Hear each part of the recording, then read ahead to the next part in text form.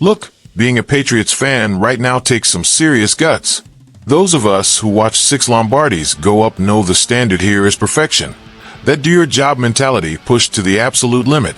But the reality today is all about house cleaning and decisions that honestly gut you. Today I'm breaking down a quiet cut on our line. That absolute bombshell departure of our WR1 that left Drake May devastated. And finally, the big-time names who could be landing at Gillette Stadium to put us back on top. The future of this franchise is being decided right now, and every cent counts.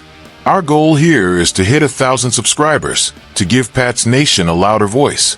So hit that sub button and don't miss a single detail of this rebuild. It's about to get real. Honestly, there are some things you look at and realize the patience in Foxborough has run out for guys who just aren't available. Mark Daniels dropped the news that the Patriots aren't going to tender Yasser Durant, our restricted free agent. In plain English, the guy becomes an unrestricted free agent next week and can head on down the road. Durant is 27, came out of Missouri undrafted, and has bounced around more than a bad check. He spent time with the Chiefs, came here in 2021 for a 7th rounder, which tells you he wasn't exactly a priority, and then got waived. What kills me is this yo-yo effect. The guy goes to the Saints, stops by the Broncos, plays in the UFL, and we still gave him another shot in June of 2025. And what happens? He gets hurt in July. Spent the whole season on IR. Come on, man. The training room doesn't win games. The grass does. At the end of the day, he's got 19 career games and 2 starts. You can't build a dynasty with pieces that can't stay on their feet. The mindset here has to be availability and execution. If a guy can't practice, he doesn't belong in the silver and blue. Pats Nation doesn't have time to wait on guys who live on the injury report. It's the right call. It clears the spot, and it trims the fat.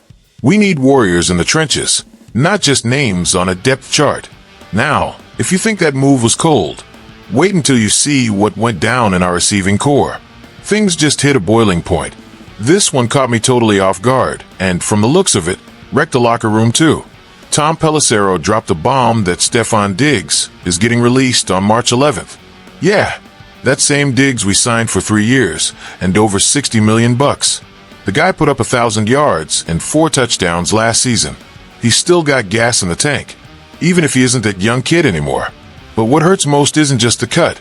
It's seeing Drake May posting a goodbye photo on Instagram. Our franchise quarterback just lost his #1 target, and you can see he's crushed. It's heartbreaking to see the kid lose his security blanket like this. But let's be cold, just like Belichick taught us. This release clears nearly $17 million in cap space. That's big money. The word behind the scenes is that this move is all about hunting for a big fish via trade. Someone like A.J. Brown or DJ Moore. Plus, Jordan Schultz already mentioned we're eyeing Alec Pierce from the Colts in free agency. The front office is ready to spend. Diggs thanked us for the year, said we're family. But the NFL is a business of results and dollar signs. The legal tampering window opens March 9th, and I'm expecting us to be aggressive. We can't leave May hanging with a mediocre group of receivers. Either we bring in a legit replacement, or that $17 million in savings is going to cost us way too much on the field. The pressure on cap management is at an all-time high. If we're going to be aggressive, bring in someone who respects the weight of this jersey and puts a smile back on Drake May's face.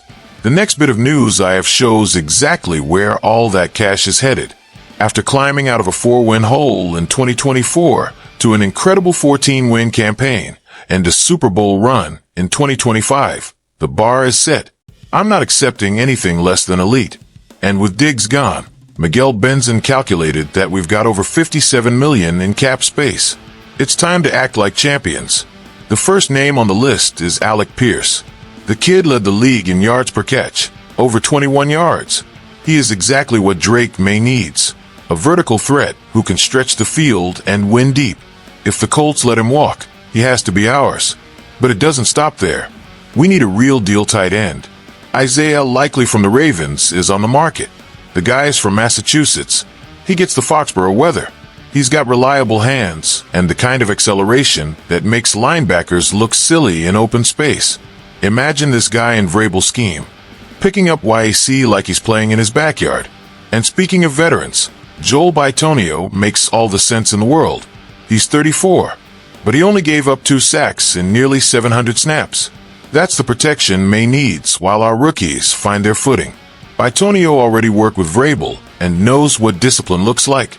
On defense, Quay Walker is the target. 128 tackles last season. A first-round linebacker who plays with his hair on fire. If we can snag him for around $6 million, that's a steal. And to top it off, safety Kevin Byard. 3-time All-Pro, knows Vrabel's system like the back of his hand. He had 7 picks last year. Bringing in a guy like that makes the deep ball a forbidden zone for opponents. We're talking about rebuilding with brains and aggression. The future of the Patriots depends on this list. If we hit on these names, the 7th Lombardi stops being a dream and becomes a real goal. That's your job taken seriously. Hold up, because it's a whole new ballgame now. We've been on a total roller coaster, from cutting guys who live in the trainer's room to the shock of losing Stefon Diggs to clear some cap room. The message is loud and clear. Nobody is bigger than the system in New England. If the plan is to spend that $57 million wisely, bringing in Alec Pierce or the veteran presence of Bitonio, I'm all in. But I won't settle for window dressing.